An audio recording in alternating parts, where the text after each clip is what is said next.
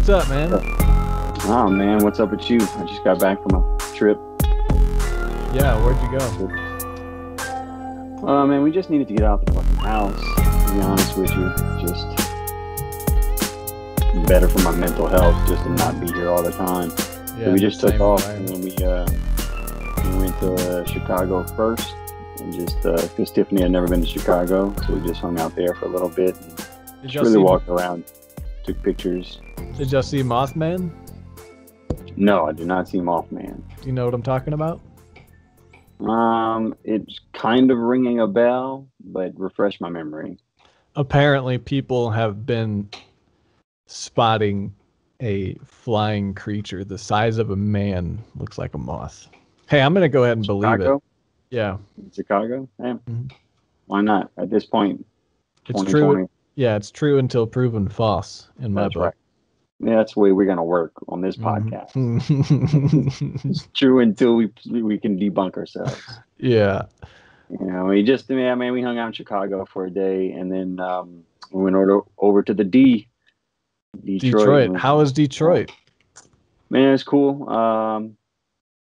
It's about the same as when you went a couple of years ago. It was just really quiet because of the pandemic. That was the weird thing about being in both cities, you know, just having to walk around like downtown and stuff and have a mask on. Like, it wasn't as cavalier as down here when it comes to like mask wearing and stuff. Like, you walk around outside down here in the South and like no one's wearing a mask when they're just walking around outside. But like up there in Chicago and Detroit, like everyone was masked up, which is a good thing, I guess, you know, the whole time. But it was a little strange, and there wasn't a lot of people out. Like, it was surprisingly kind of slow in Chicago and in downtown Detroit. I didn't realize that we were on the list of states that were supposed to quarantine for 14 days for Illinois, for Chicago. And we were kind of freaking out, like, what are we going to do? And then I was like, well, fuck it. Let's just see what happens. Let's see if someone like tracks us or tells us anything. No, nothing. They didn't. No one told us anything. We stayed at a hotel in Illinois, and they didn't. I had to give them my license and everything, and they didn't raise any issue. Yeah, people don't really raise an issue if they don't have to. In Denver, people are wearing masks inside and a lot outside, but I don't wear it outside. Yeah, like so we stayed in Detroit that last, for 2 days, and then we went to Nashville. And in Nashville, they didn't have a gym at the hotel I was staying at, so I just went running because we were kind of close to downtown. And I definitely did not wear a mask when I was running. Yeah. And I was trying to keep a good pace, you know, good like 7 minute but keep my mile between 7 and 8 minutes, and like I'm breathing pretty fucking hard, and That's pretty good. I don't want to, suffocate while I'm trying to run. So I didn't wear a mask. Said fuck it, see if someone tells me something, and no one did. No one said anything. No one did. Yeah. But, I was respectful of other people. Like, if when we were walking around those other downtown areas, like, it got hot in Chicago. So there were a couple of moments where I just like said there was no one around, like anywhere within like 100 feet. Fucking just take the mask off for a few seconds to catch my breath. But we got around a group of people and they were masked up. I definitely was respectful and wore my mask around them, stuff like that. Just for kind of read the vibe off of other people and tried to be respectful of what they wanted. If I'm outside, I don't put it on because I deliver food and I walk dogs too. I'll put it on if I'm at the person's house or going in. But there's some places where they're still not letting you in the lobby. They just close it at the door. It's like, I don't understand how this restaurant right across the road has their porch packed and no one's masking. And I love that. I love when I see these places where everyone's on the porch. There's no mask. I walked right through the whole porch and took the back door into the restaurant. No one said nothing. I didn't have my mask. I was like, victory is mine. But right across the road, this place is just nobody in the lobby, period. And they have tables. It's like, why is one place keeping it shut down? It's not like the policy changes when you cross the two lines in the road. It's like the management is more afraid than it's really weird. Blows my mind. And it's like in my job, I probably shouldn't talk about that on a podcast. Anyway, let me not talk about my job on a podcast. But yeah, it is really weird, man, how there's just no consistency to the whole thing, None. you know. But like I said, I was just trying to be with the mask wearing. I was just really trying to be respectful of like the other people around me, and just like, Yeah. if they were, hey, if I noticed they were super masked up and trying to keep the distance, like, hey, I'm gonna respect that and do that for you. But What's performing if like? I'm Are clubs open no, in dude, I Louisiana? haven't played a show in fucking since we played a show right before shutdown, actually, a house show. Like when it was all starting to get crazy, March 10th, I think was the last show I played. But no, yeah, there's no shows right now. It's nothing. Yeah. There's cover shows at restaurants. They have to have 25 feet from the stage to Yeah, the crowd. So those places. there is So that. we're trying to get a 3-hour set together so we can book that, which is better anyway to make money and bring the money in, because you can still slip an original song into a 3-hour cover set and promote your band. If you were down here, I would do that with you. But Go Gotham's not. We're not gonna be playing no restaurants Dude, anytime soon.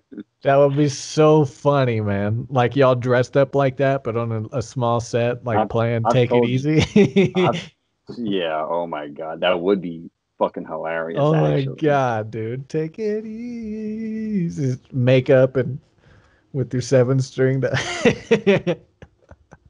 I love that. and but actually do it like yeah, make like metal versions of some of the songs. Man, yeah, I told you about that show in Lafayette, Indiana. That was like super weird like that. It was like a bowling alley restaurant type show. Mm, those are the best. It was fucking awkward, and the other bands that were supposed to be on it that were local bands dropped off, so we were the only band on the show.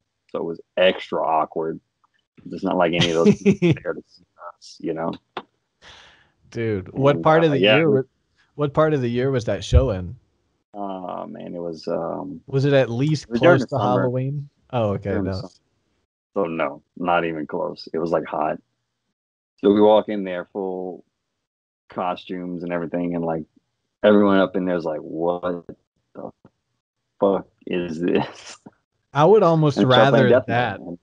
I would rather that than some of the acoustic sets I've played where that like no one was there.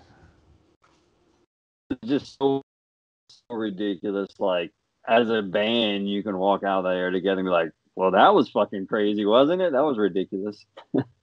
It was weird. After we finished playing, cool actually afterwards, but it was definitely awkward. You know, when we first came in there, started to sit, they turned lights Well, on in the well, ventilation, hold and up. then Hold up. Your video's frozen and your voice is like, there we go. There we go.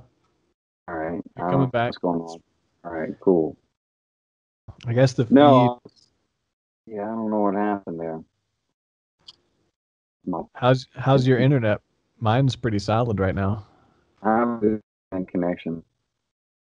Um, but yeah, so after we played our set, they turned the lights on in like the little bar area, and then the group of people that were there just sat around at a table and silently watched like the latest episode of It's Always Sunny in Philadelphia. They were just all sitting there together in a group, like 25 people, just watching TV quietly in the bar. I'm like, this is fucking awkward. Let's get the hell out of here. Yeah. Yeah, that's awkward. I went to my friend's show, Kurt. I think you know Kurt. They were playing in a bar, and it was the night that the cops were shot in Dallas when that sniper was in the parking garage or whatever. So the whole bar was sitting there looking at a TV with no sound Yeah. while this amazing band, and I had to snap out. It was like, oh, dude, trauma is a real thing. It'll Well, get your attention.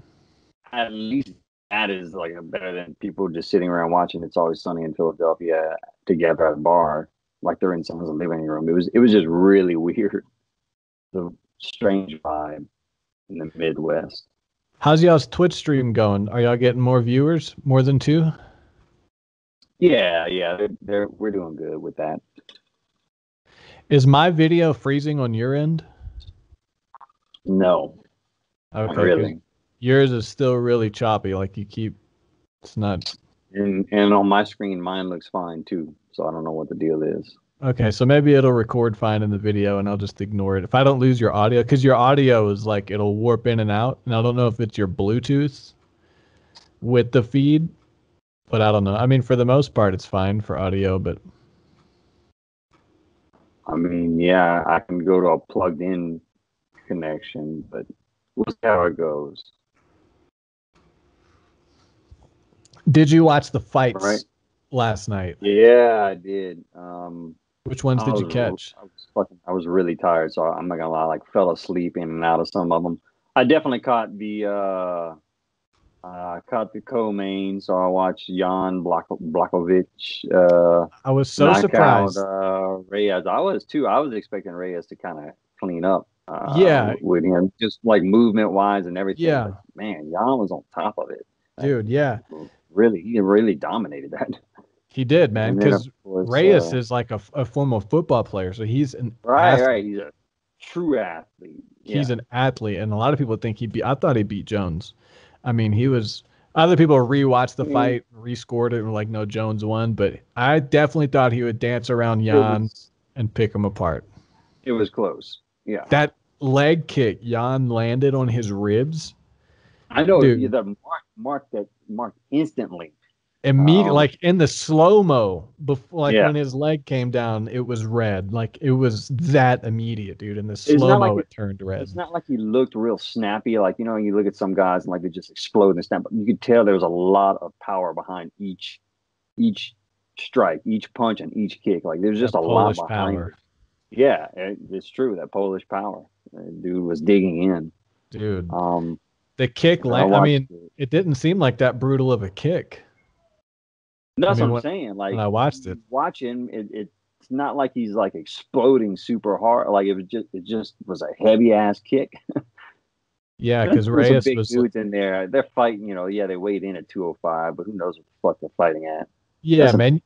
You ever see a big guy in person? He's like 6'4" or 6'5", and he's just like, he's not muscular, athletic. He's just big.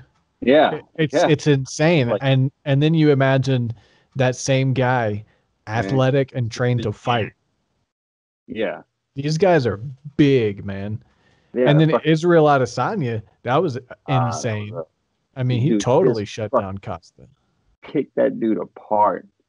I thought he would do that, but I gave Costa enough credit that he would give Israel some trouble. Yeah, I thought it was at least going to championship rounds, but I thought Izzy just dismantled him. Like, just tore that lead leg up. Costa's just fucking trying to play it off. Dude, that was marked up too. You saw how bad his leg looked? Well, he had those red dots from that suction therapy. But I didn't know that's what that was from. But I mean, it just looked bad. Suction therapy, those red dots on his calf. But after some kicks, his whole side of his knee started turning red. You could see it. But it was crazy, man. He didn't land anything. No. Izzy just wasn't there. He's 6'4". I know. He had an 8-inch reach advantage on him too, though. He's talking about going up to light heavyweight, and I'm like, he'll be small, right? But he's 6'4". Yeah, he's as tall as them. How tall is Jones? I don't know. Let me look this up. Jones is going up to heavyweight. Jan called Jones out. I thought that was interesting. I was like, all right, well, maybe he does deserve. Stats. He's 6'4". Jones is 6'4". Really? Yeah. So he's the same as out of 6'4". Francis is 6'4". No way, dude. He's as big as these guys. Francis is 6'4". He's not as big though. I mean, he's not naturally. Yeah, he's narrow. As big. I think his fight IQ and his style would give him. Dude, he's amazing. He's amazing. Like, he really is. Yeah. I mean, if he gets he just seems like he's getting better, The way he landed that like when him and Costa finally started getting close and getting those two like scraps when they were throwing, because that's how he knocked out Whitaker, was that when he leaned super far back and slipped the punches and just had these little like T-Rex hooks. Short, yeah. I've never seen that before. He did it against. That's how he knocked out Costa too. He got in there with the body shots. He just uses his body to his advantage that way. Yeah, and then he leaned like most. I was thinking about it. It's like most of the time they'll come in and they'll punch, and then they'll slip the other guy's punches and then counter after. But Israel counters after he connects his initiation and his counter, because he's slipping while he goes to his counter. So Costa's like, oh, here's the body punches. Now let me go. And Israel's like, boom, I'm still going. It's so crazy, man. It's boom, boom. I just love the way it looks. That slow-mo knockout of Robert Whitaker is one of my favorite knockouts. The way he's just way back there. Boom. It's crazy looking. Dude's good, man. And then that one girl, I wasn't looking forward to it. Sajara Eubanks and Vareda. They fought. I fell asleep in the first 2 rounds. I got the last round. That girl Vareda was a big, strong, like workhorse. With all due respect, built like a brick shithouse. Oh, yeah, she is. Yeah, like she reminded me of like a big tomboy girl that doesn't talk or come out until the end of the movie when the bad guy shows up, and then she comes out and she finds her true purpose, which is just smashing people. And then the movie ends on a happy note because they kill the bad guy. And I'll call her Martha in the movie. Martha finds her purpose and she's like just a beast now. That's what that girl seemed like, just a big, because she was like these big long hooks, just boom, boom. Anyway, they were swinging. Yeah, she was hitting hard. They were swinging. That's good coffee. Any other fights you want to talk about? Or you want to pick up where we left off? Lyoto Machida fought a couple weeks ago. Boring. Lost by decision. Who else? Cowboy fought Nico Price last weekend. It was a draw. Of a draw? It was a draw. So Cowboys 4 fights in a row lost, and then the 5th one's a draw. But he didn't get steamrolled by this guy who's really tough, and like he should have got knocked out early because Nico Price came out and just kicked, but he survived and then fought a good fight. And people are like, "Oh, Cowboys should retire," but I think there's a couple more fights. He didn't get steamrolled. He wants to kind of go out maybe on a couple wins, right? Yeah. It's not a bad run. I mean, it's cool. At least he got a draw this last go around. Have you seen Hazmat Shemaev, the new guy out of Russia? Ooh, dude's a beast. Savage. I'm also excited for what October 24th. Speaking of Russia, I'm excited for Gaethje and. I think Gaethje might beat Khabib. If anybody can. Son of a bitch, man. Yeah, and he said he needs 5 leg kicks. If he can land 5 leg kicks on Khabib, he's going to change him. And Gaethje can kick. He can kick and fucking throw. Yeah. He can punch. And he's a great, great wrestler.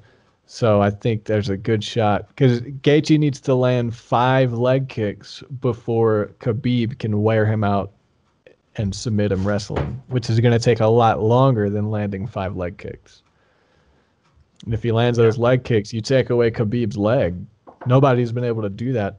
A lot of people fight Khabib by trying to get up when they're already down against the fence, and you're not going to win. The new thing is you got to beat Khabib by staying in the center.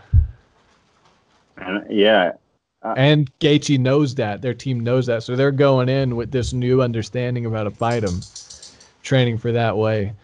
I like his chances. Me too. I do. I mean, Khabib is still a beast. You listen to everyone talk about how he just manhandles everyone in the gym.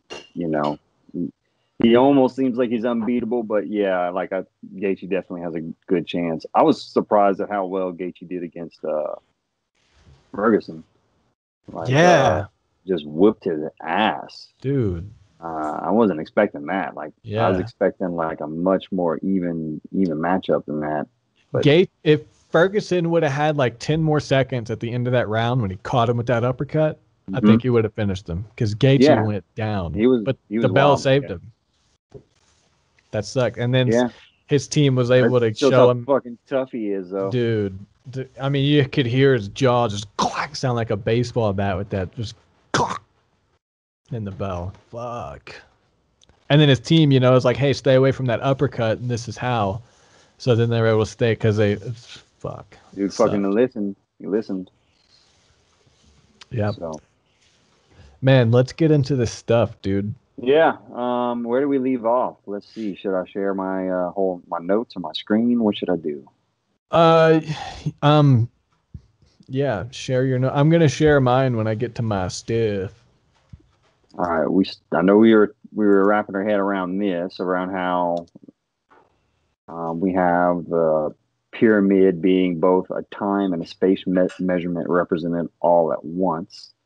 And let's see. We were at Stonehenge. If you keep going down. No, we weren't quite there. Because we had stopped at the Parthenon. Stonehenge. Parthenon. Stonehenge is coming up. Look, that's what I want to look at, that moon thing. And then we're going to talk about Gematria. Gematria, yeah. But yeah, just kind of quickly to finish up on the pyramid, you know, the pyramid was also a solution to the squaring of the circle. And it's represented right here by this image that we have. So the reason that we talk about the pyramid being a solution to squaring of a circle, because that has important implications for understanding the Great Pyramid as a three-dimensional map of the Earth. The pyramid's square base to its height is exactly in relation to the radius of a circle is to the circumference of a circle. So, you know, if you look at in all maps have a line of constant proportion, and there's always an accurate scaling of the map. So as you move away from the line of the accurate scaling, the map becomes distorted. And that's the problem with the squaring of the circle. So if you have a square and a circle of equal perimeter, think of the Earth's equator as a circle, and if you blew the pyramid up 43,200 times at the base of the pyramid, equator of the circle would have the same perimeter. Okay, I was confused about the squaring of the circle with the pyramid. What's the circle?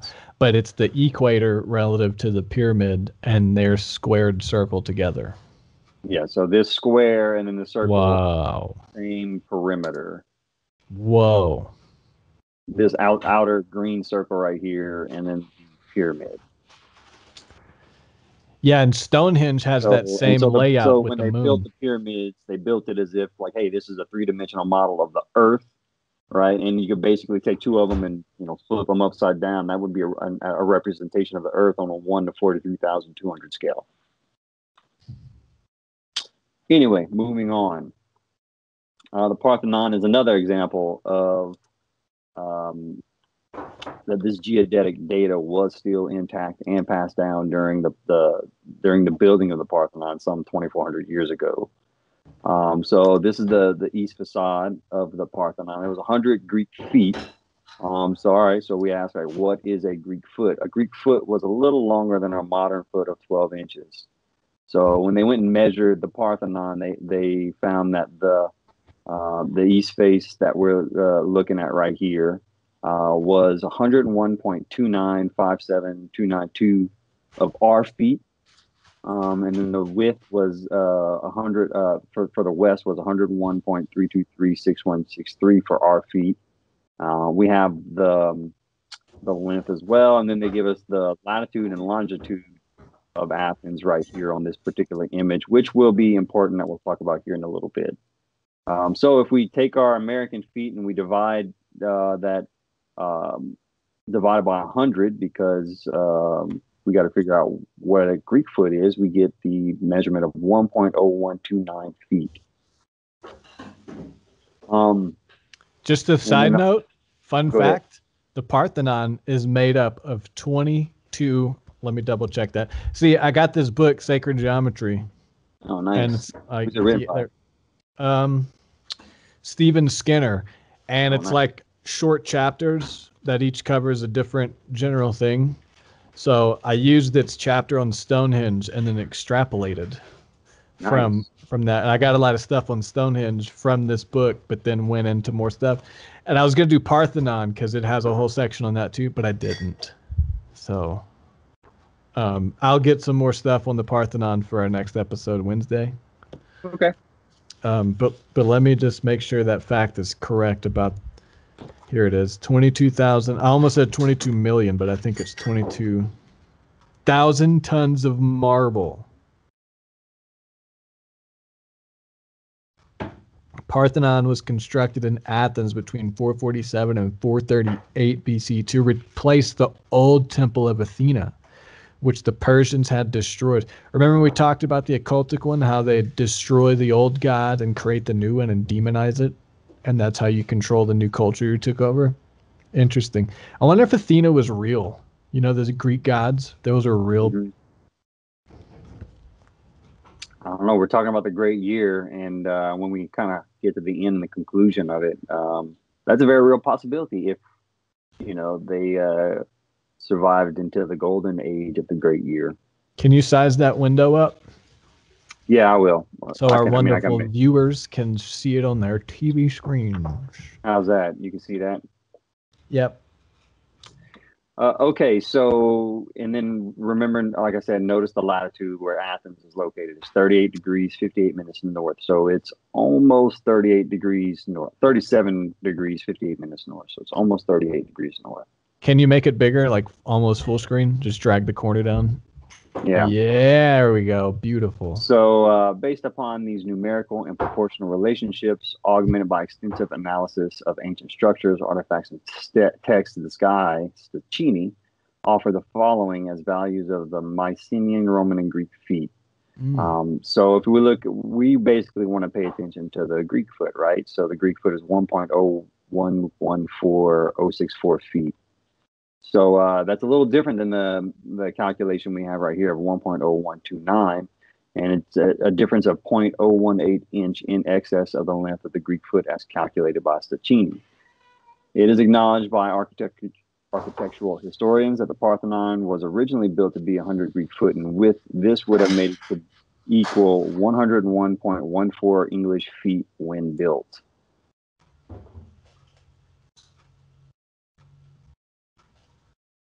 So that's just a... that 0.0129 difference, do you think that matters? We're getting to that. Let's see. I know I have some notes on it. I'm glad you have all that stuff organized because I really went into Stonehenge. I didn't refresh on that stuff.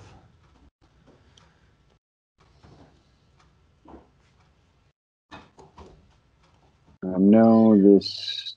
Let me let this cat out the room. Sorry. Meow. Yeah, I think the Parthenon is also built specifically to the latitude and longitude of its position. Yeah, y'all have to forgive me. Like it's been a little bit since I looked through these.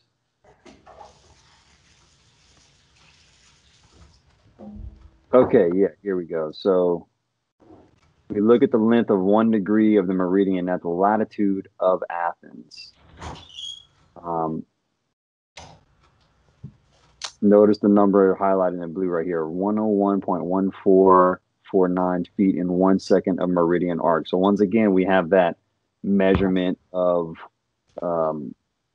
time and space represented in the architecture of these megaliths that these ancient cultures built.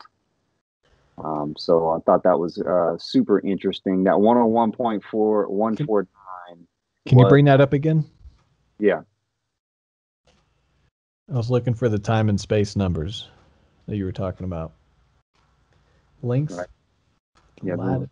You have the length of the east facade of the Parthenon. Oh, so the length of the east, yeah. Location, okay. According to the Greek foot, right? Yes. Well, this is the measurement. This is the measurement on our feet. They built it according to 100 Greek feet.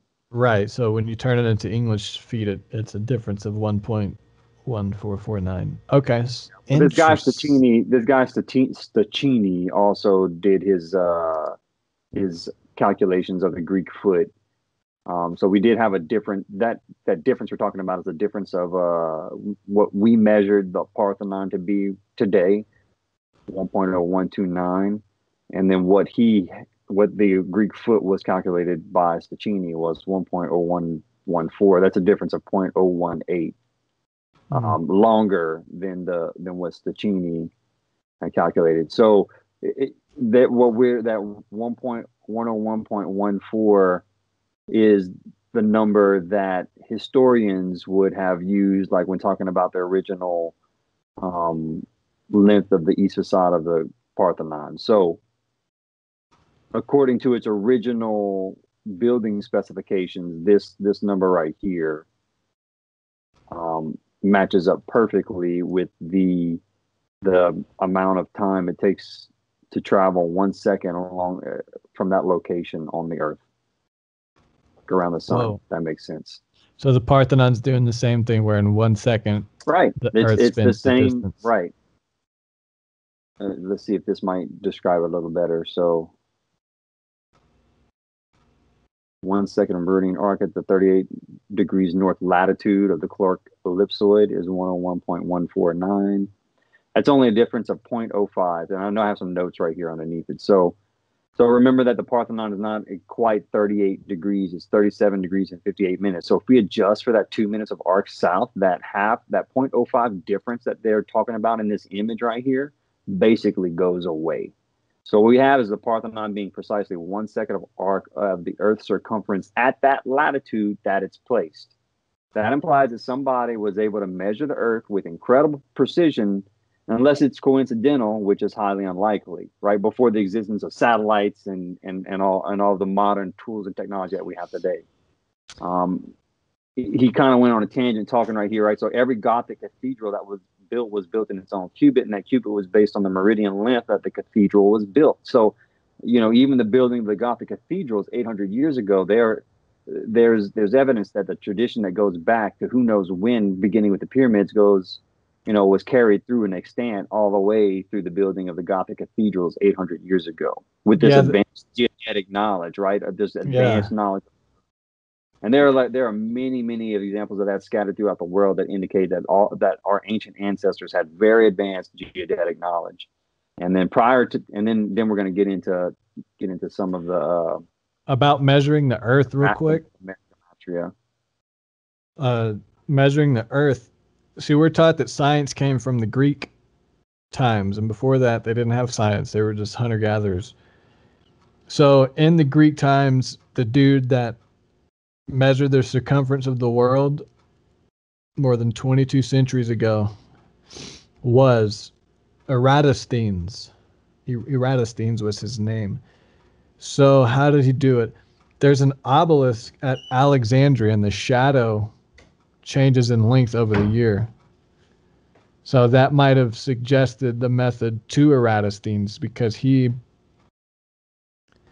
measured like 2 points on the Earth, one at Alexandria and then one down at Syene.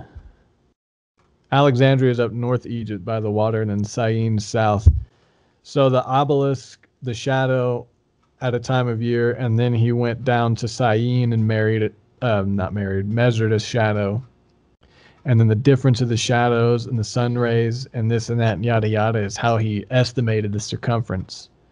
But that circumference was still off from the actual circumference by a small amount, but significant enough.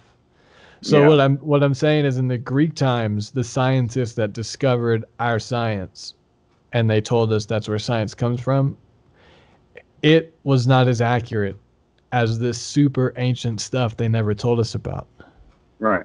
Like the pyramids. Why is that? What happened? So we're and man, I really I kind of rewatched the lecture again, and I really loved, it really put a new understanding of what our history on the planet goes through in the cycle and the tempo that we go through.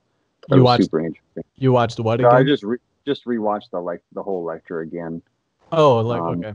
I have very long drive, 18-hour drive time. Oh, so you just played it? Yeah. Oh, that's awesome. So I didn't really watch. I was listening to it, but yeah, that's cool. But yeah, it's just, I think the implications of this stuff are really, really important, and I hope that modern science starts to accept it and really understand it and try and look at what these ancient cultures were highlighting and all these clues they left behind for us. Okay, so moving on, we get to the discussion of gematria. Let me share my screen again. Okay, so prior to the advent of the Hindu Arabic numeral system, which is a system where we have an alphabet that takes care of our words, built with letters, and then we have our numbers, right? And they're two separate systems, right? Before the advent of that system, the same symbols that were letters were also used as numbers. So, he gave us some examples of like the Hebrew alphabet right here, right? Starting with Aleph and going all the way to Tau. I don't know how to say these words, so don't judge me. And then you have the Greek alphabet, right? And then he goes through examples of how the words that are used can have significant implications with the math hidden inside of them. So he gives us the Greek word for truth, right? Spelled with these Greek letters, and if you add them up, it comes up to 72, which is one of our sacred numbers that we talk about. Many of the numbers we talked about in the previous episodes are multiples of 36 or 72. So see that coming up in the word truth, right? And then you take Jerusalem, we have 864. So another one of our sacred numbers, and just so happens that this also adds up to 9, right? Our sacred number of 9. The Temple of Immortality, once again, 864. The Holy Ghost, 1080. We know that one's a very important number, and we're going to talk about a little bit more how that's so important here in just a moment. The Fountain of Wisdom, 1080. Some of the phrases. Then I heard another great voice from heaven saying, "Come out, my people, out of her, lest you take part in her sins, lest you share in her plagues." 1296, which is half of the great year cycle. What is 1296 in that phrase? Come, my people? Yeah, I think it's "come out, my people." I think it's the part we have underlined here. I wonder why he chose that. Yeah, it would have to be that, because I don't think that's the letters for all of this. I think this word right here means this phrase. You know what I mean? Yeah, I see now. That Greek thing means that whole thing. Yeah, it's the translation of it. Yeah, that's how Thai is. Like a simple sentence, like my sai prick means don't add pepper. So it's really short, but then the English words is I don't want any pepper. It's really long, but it's short. Yeah, it's just a short, right. So these examples can be multiplied by hundreds, and this is one of the subdivisions of the study of Kabbalah. Okay, never mind. This is just me I just took notes on what gematria was, which is a Kabbalistic method of interpreting the Hebrew scriptures by computing the numerical value of words based on those of their constituent letters. And Carlson goes on to make the point that this whole study, if you look into it, the whole study is constructed on a lot of the same numbers we've been talking about for the past 2 episodes. Then you have another clue here in Revelation. So here's wisdom. Let him that hath understanding count the number of the beast, for it is the number of a man. And this number is 636. So if you want to understand what that means, you have to begin to peel back the metaphorical layers. And what is 666? So it actually comes out to the Earth's orbital velocity. Whoa. Yep. I know all this because I watched this and took these notes, but I'm not refreshed on it, so my mind is being blown again. Reblown again, yeah. So yeah, it's right there in front of us, right? The Earth's orbital velocity, 66,600 miles. So right there in front of us.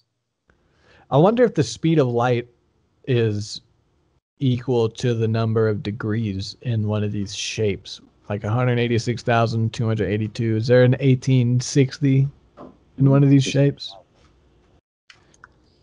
I should probably know that. 29,792, 458 meters per second. Well, I mean, let's take that and convert it to feet. Boom. I'm so fast. Awesome. Welcome back. Yeah, I don't know that the speed of light is divisible by those numbers. It's a really huge number when you calculate it to feet per second. I don't feel like doing the math right now. Feet per second, not feet per second, miles per second. 186,282 miles a second. Miles per hour. Whoa. Well, the reason I wanted to use miles because when we talk about Stonehenge, we will find out that the mile is an important unit of measurement. I lifted up mine eyes again and looked, and behold, a man with a measuring line in his hand. Was that Eratosthenes? Then I said, Whither goest thou? And he said unto me, To measure Jerusalem, to see what is the breadth thereof, and what is the length thereof. This part gets good. That's weird, right? So this part gets good. We have this guy with a measuring line that's going to measure the holy city, right? Mm-hmm. So, and here's the beginning of, and this is from the Old Testament, and here's the beginning of his prophetic vision as he sees this man with a measuring line, and he's going to go basically find, and when he measures the holy city, those measurements encased in sacred geometry, right? So, very interesting stuff. And I looked, and lo, a lamb stood on the Mount Sion, and with him 140,000, having his father's name written in their foreheads. And I heard a voice from heaven, as the voice of many waters, and as the voice of a great thunder. And I heard the voice of harpers harping with their harps, and they sung as if it were a new song before the throne, and before the four beasts and the elders. And no man could learn that song but the 144,000, which were redeemed from the earth. 144,000. We have the lamb, which is the sign of Aries. We have the 144,000. He talks about these numbers being written in your forehead. So like in your frontal lobe, just carrying this sacred geometry knowledge just around with you and knowing and being able to see it around you, right? Yeah. And being able to put it into practice in life. Real quick, back to the previous slide with Jerusalem. I remember him having the measurements of Jerusalem. Did he cover the measurements of Jerusalem? We did talk about that in a previous episode. Oh, okay. I mean, I can go back to it if you'd like. Yeah, can you run back to those slides just so this can be standalone? Ooh, I'm so glad you got all these slides. Look at that. I got to whistle away from the mic because it's sensitive with the air. Angkor Wat. Yeah, a lot of these monuments face northeast to the winter solstice. I mean, the summer solstice in June. Such an important time, the solstices. Northeast, southeast, and east, the different times of year where the sun is peaking and whatnot. Mm-hmm. Man, I want to have it. That's the Vedas.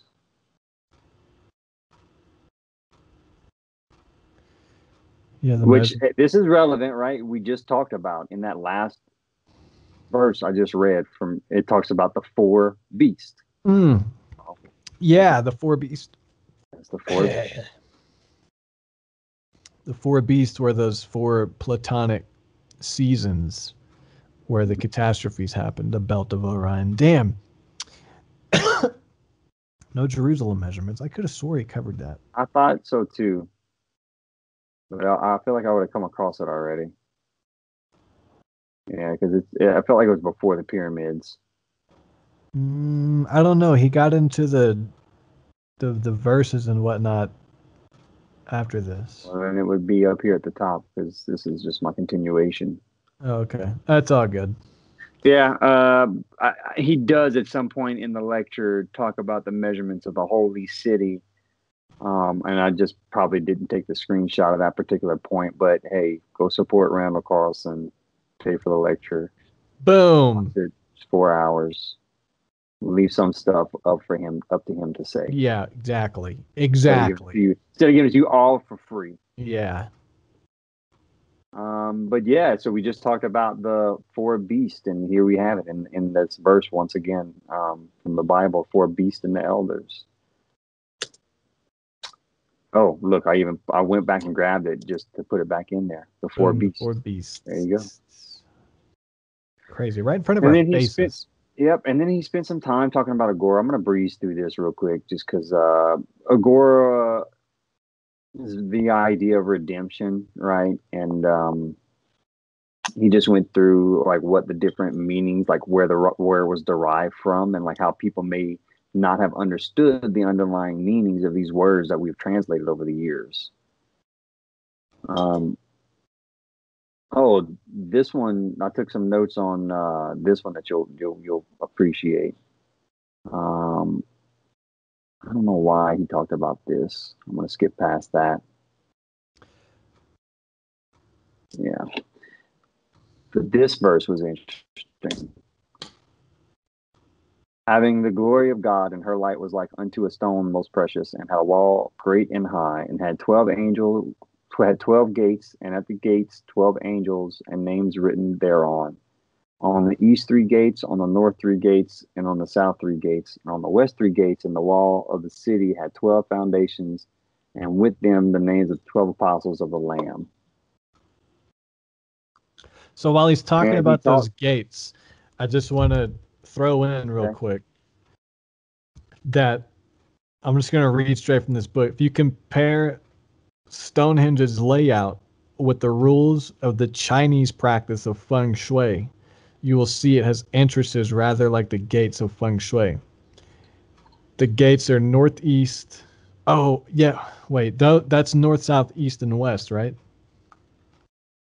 The 4 directions. Did he mention the directions? And the names written there on the east 3 gates, on the north 3 gates, on the south 3 gates, and on the west 3 gates. So you have 3 gates on each direction for 12. Okay. Well, the feng shui is northeast, northwest, southeast, southwest. But in feng shui, the northeast is the gate of ghosts or ancestors, northwest is the gate of heaven, southwest is the gate of man, and southeast is the gate of earth. So Stonehenge has those alignments with the gates, feng shui. I thought that was it, but that's northeast, south, and west. I wonder if it has like a similar connection to some kind of gates, the way the feng shui is. Maybe. Anyway, go on. Well, there's a note. There's something about, I don't know where it's at. About what? This is all super important, and I want to get to all this, but about music. There was something about a new song, or them singing a new song. Yeah, a new song. I think he was talking about meditation techniques, because as their consciousness rises, they're going to, something like that. Not actually a song. Or a song is like something in your head, so their consciousness changes. Like as the new age approaches, their consciousness changes, and they have a new... Well, and that's the notes I wrote right here. But I remember there's a Phrygian mode that goes from 432 cycles per second to 864 cycles per second. We have those sacred numbers again. Mm-hmm. So the reference to singing a new song suggests that possible we could be talking about the changing of frequency of life here on Earth. And those who are able to change their consciousness accordingly will be able to exist in harmony to this new frequency. As Earth goes on its journey through the galaxy and through different geometric relationships with the cosmos, there are different frequencies impinging on the Earth during this process, and that's going through an evolution as well. So part of what was potentially going on with these ancient builders is that they used their geodetic knowledge to build these structures that resonated with the earth because they were harmonically in tune with the earth. Mm. So, but I don't know where I got that note from, but I wrote it down from somewhere. That's a damn good note. Right? I don't know. It could be, I could have just made that shit up, but I didn't. Well, no, because now I never remember the details of some of these things I talk about, and I should, but conspiracy theorists, just a broad stroke, the ones that believe in lizard people, shape-shifting lizard people that live in the underworld, there's theories that as the ages go on and the solar cycle type stuff, the lizard people actually tune our consciousness as a whole with the sun, because all of the electromagnetic rays and the moon and all of these things that affect us as people, which we know it does, they think that our consciousness do get retuned by different frequencies of the sun throughout different ages. And then I heard something they think the lizard people are the ones that are doing it. Yeah, literally the aliens that came from planet Nibiru, which in science they know there's a planet X. They just don't know where to find it because they don't know where to look. But all signs show that there is a sister sun to our sun, and it comes in every once in a while and whips out. They just don't know where to. They don't know where to look to find it. Is that planet Nibiru is a sister sun? Yeah, and the I've heard this, like researching the great year for this subject. I've, and other topics not. Randall doesn't talk about this second sun and any other stuff he talks about in this lecture. They just had kind of on point. Did you see the second sun recently? The second sun that came out recently that was like online, and then Instagram was actually shadow banning the hashtags because everyone was taking pictures of the two suns. Yeah, I believe it, because in my research of the great year, like a lot of these other sources that I'm reading about, like apparently from ancient cultures, they talk about, another sun that our sun interacts with that affects our cosmic tempo. Yeah, and modern science is coming out and talking about Planet X, and they were expecting it to pass soon. But the theory is that when the sun got close, that was planet Nibiru. I mean, we're talking about a sun and a planet. I don't know what's what. Maybe it's both, but planet Nibiru comes around, and then the ancients hopped off the planet and came here when they got close because they needed to mine for gold, all that stuff. Yeah. And then planet Nibiru is coming back. But about the tuning of consciousness with the sun, it connects to that whole idea. But then I heard that the moon on the backside is receiving a signal from Saturn, which we talked about, that hexagon at the top and the cube. Mm-hmm. We'll do an episode on that. But Saturn is sending a signal, and the moon filters it and then sends it to Earth. So the theory is that we're actually getting our consciousness tuned from the signal of Saturn, which is why CERN's trying to open up a portal to Saturn, because there's a lot of shit happening there. But the idea of retuning consciousness, the idea of retuning consciousness through the sun or whatever, I might be on board with that. I might be on board with it. Well, I mean, the ancients thought there was something to that, and they've encapsulated in these ancient texts and verses and scriptures. Have they been wrong yet? Have they been wrong yet? I don't know. Maybe. Fuck, I'm not smart enough to answer that question. But yeah, so they and then he talks about this one is probably one of the most important verses, and I think this is the verse we were talking about.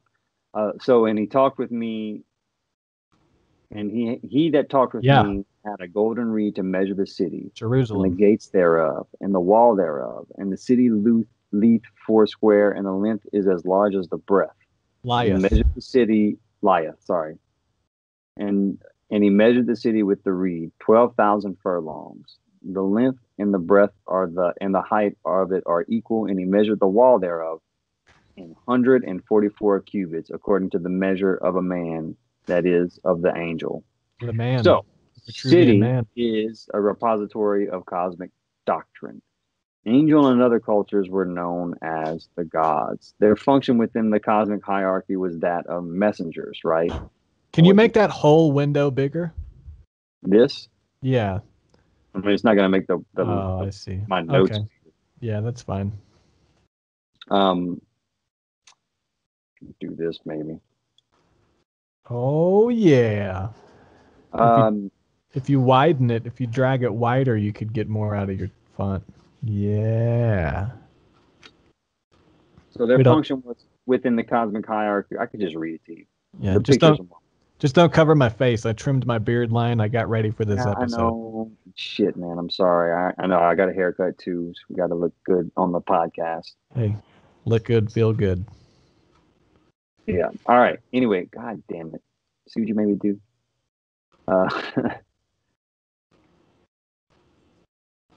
The function within the cosmic hierarchy was that of messengers. We are somehow linked to the gods of the cosmic measurement system.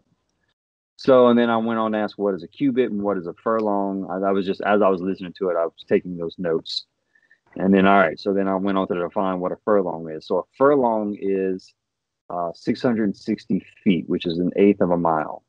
And if you multiply that by 12, you discover that it is the diameter of the earth. Whoa. Which is what this verse is describing.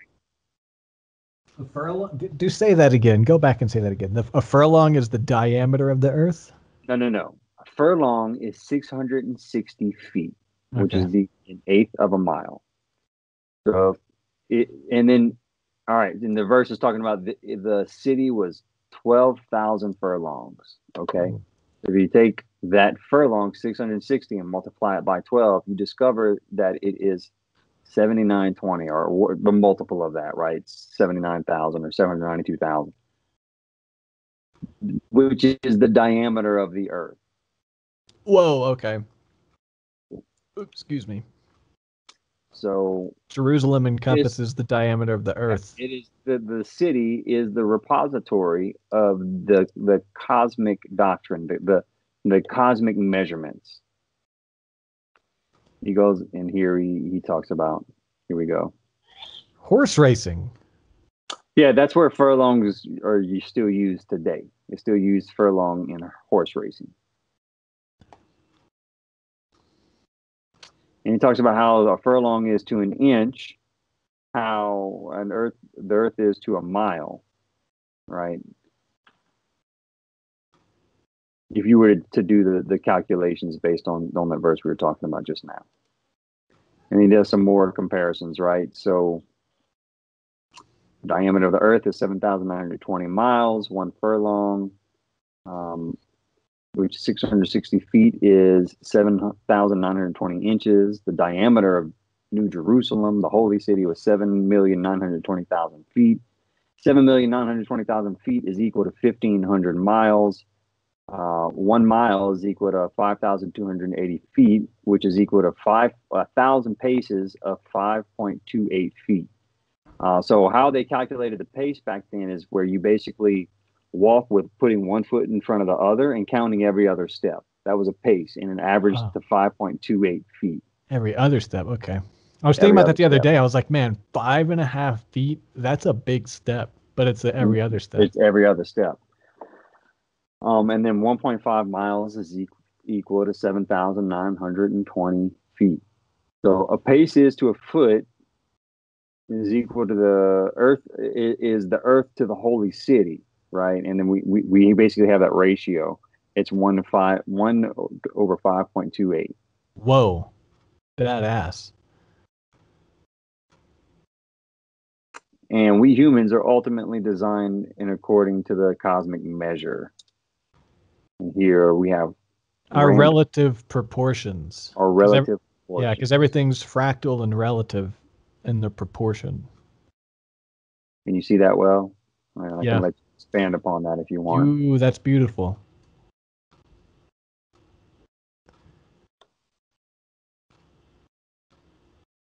So basically, there's a big guy sitting in the middle of the earth. Is that just an illustration, or is that literal? There's a person in the earth. All right, I'm kind of reading the ultimate cosmic measure. Your mic is breaking up. Hold up. Can you hear me? Yeah, I hear like a little. I don't know what that is. Okay, you're good. You're not. It might be your. Is my voice doing it sometimes? Like, No, it's not. No, it might be your Bluetooth headphone is with the having to connect to your computer and then stream live. So, do you have a condenser mic and a input interface? I have an interface. I just don't have a mic. I'll have to invest in that for going forward. Sorry. Yeah, I mean your headphone's not bad right now, but yeah, that'd be badass. I mean, I can hardwire if it comes down to it. Oh, okay. I have other headphones we can use. But yeah, he basically goes on to talk about how our proportions and how we as humans are basically the cosmic, part of this cosmic measurement scale. Mm-hmm. If you look at the scale right here, right, you have the observable universe, and he puts everything on the scale. If you look, we're like right smack dab in the middle. There is as much above us as there is smaller and below us. Mm-hmm. All the way down to protons, and take the observable universe all the way to protons. Yeah. See, I'm fascinated by how molecular clouds of gas and just like broad strokes, just the quantum world, like this gas of molecules, it looks and acts the same as the Milky Way. Because the Milky Way boiled down, it looks like there's this fractal nature from the most macrocosmic to the most microcosmic. Seems to be that way, yeah. And we seem to kind of sit, as far as what we know and what we can observe, we sit kind of right in the middle of that. Mm-hmm. And then right below us is dogs. And right below us is dogs. And another image here. I'm not sure what this was about. Oh, this is showing you I guess the holy city.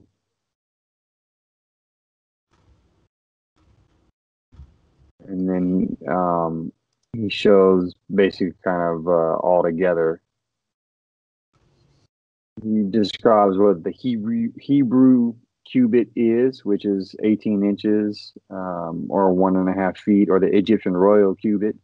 So if you look at the holy city as it's described, in terms of cubits, 144 cubits. If you use the Hebrew cubit, you get 216 feet or 2,592 inches, which, hey, what is 2,592? The great year, right? So they could have been describing the length of the great year in that verse.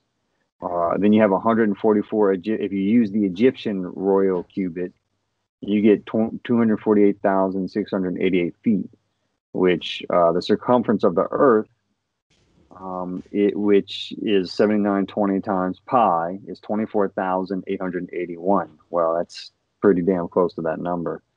And then if you look at the diameter of the moon, is 22,160 miles. That's 17,280 furlongs. So if you divide the diameter of the moon by the diameter of the holy city, we have our holy number of 1.44 once again. Amazing. And that was the end of the first lecture, and we have now moved into the second one. Amazing. Okay, so I have all these things on Stonehenge, but I like the moon and the earth thing. Can you pull up that? Do you have the slide of I was the moon and the earth and Stonehenge? I was getting to that. Badass. I want to point this out, right? So we've been talking about these holy numbers, and this was amazing to me. So as it turns out, if you take the diameter of the sun and you multiply it by 108, it gives us the distance between the earth and the sun. If you take the diameter of the moon and you do the same thing, you multiply it by 108, it gives us the distance from the earth to the moon. So that 108 that's a sacred number for a reason, right? It basically, our solar distance is equal to our lunar distance. Whoa. It's not. No, that was an incorrect statement.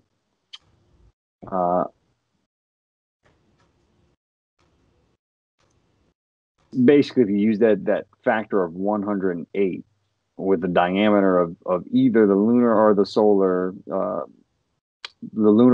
diameter, you're going to get the distance from Earth, which is freaking absolutely amazing to me. Yeah. And we had ancient cultures that seem to recognize that and build it into these megalithic structures, like we 108 towers.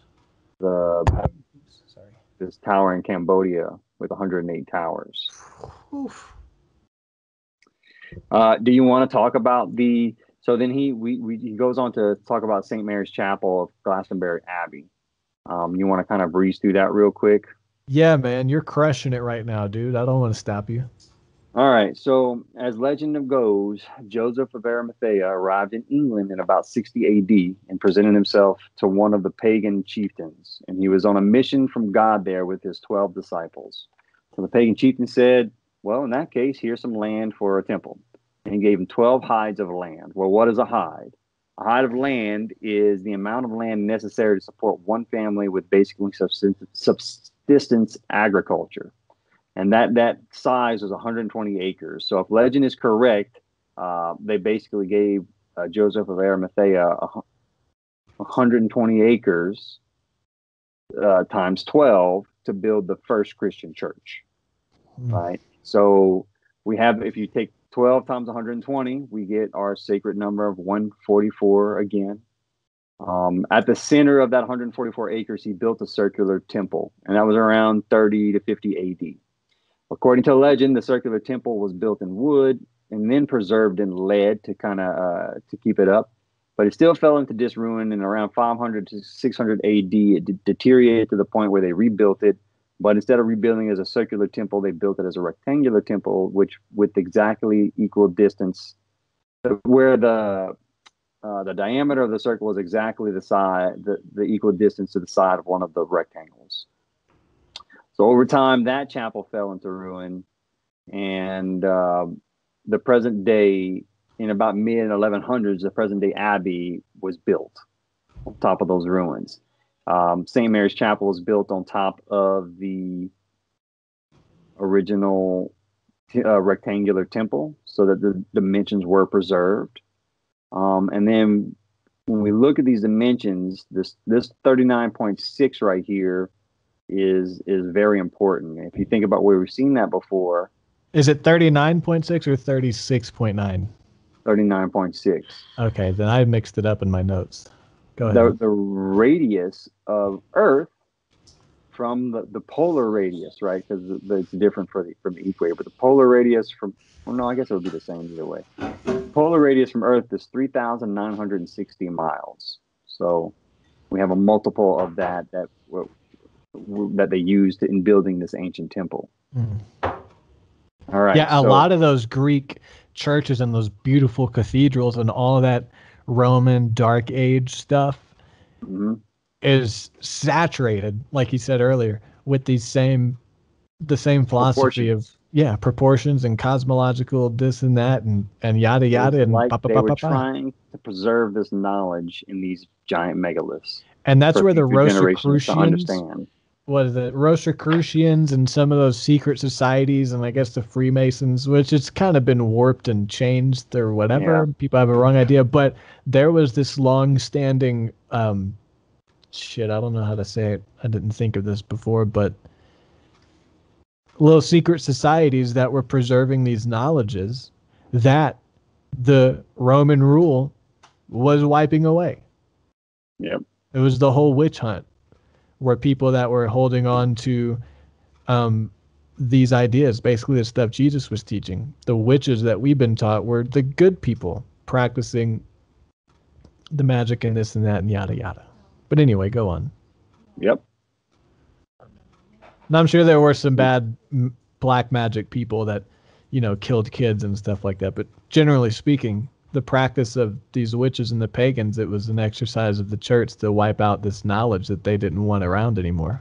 And you think it was this type of knowledge, say sacred geometric knowledge and yeah.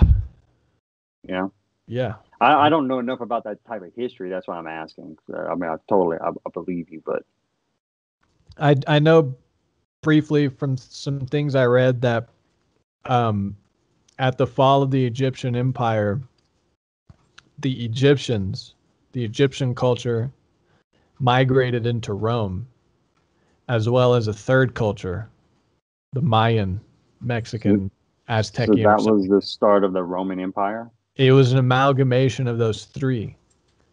And then the Roman Empire started to crush and, I keep saying wipe away, that's not the word, but censor and demonize and crush and get rid of the stuff we're talking about here that came from the ancients.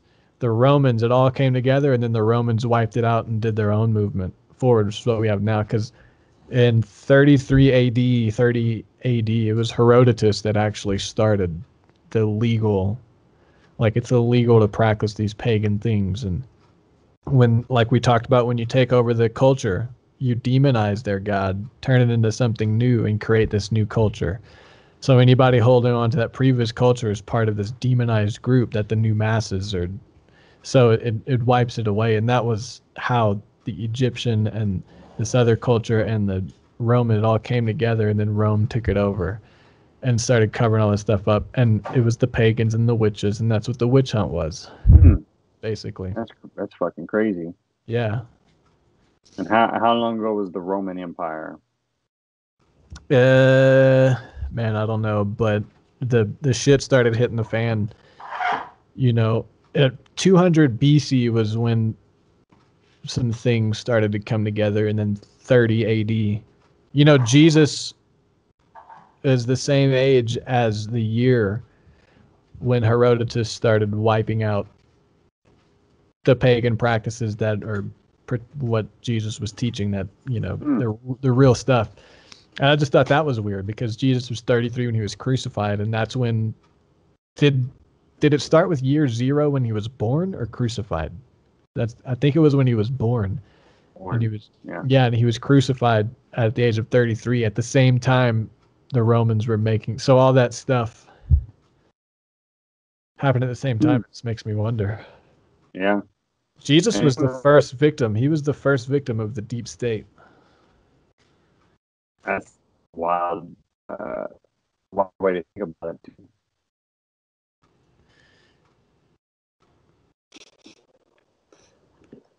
Are you there? Hold on. I got to freeze up. What's that? Connection? Jesse's losing connection. I see it on his screen. Hold on, bro. Oh, you're switching headphones?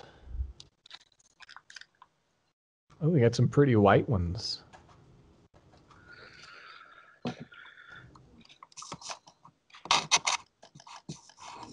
Man, this coffee is good. I'll give y'all the secret to good coffee. I like that bold flavor. Sometimes it's just too, I can hear you. But that bold flavor is a dark roast, people. If you're getting coffee and you're like, why does this one taste like raw green beans? It's because it's light roast. You want that dark roast. However, light roast does have more caffeine if you're a drug addict.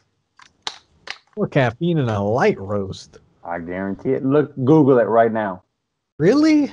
Google it. I can do it for you if you need. Yeah, you got the screen share. All right. What has more caffeine?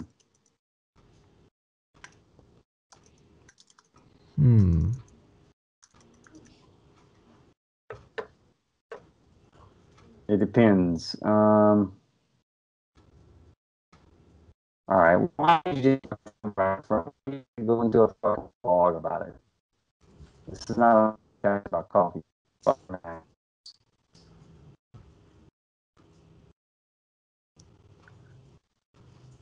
right.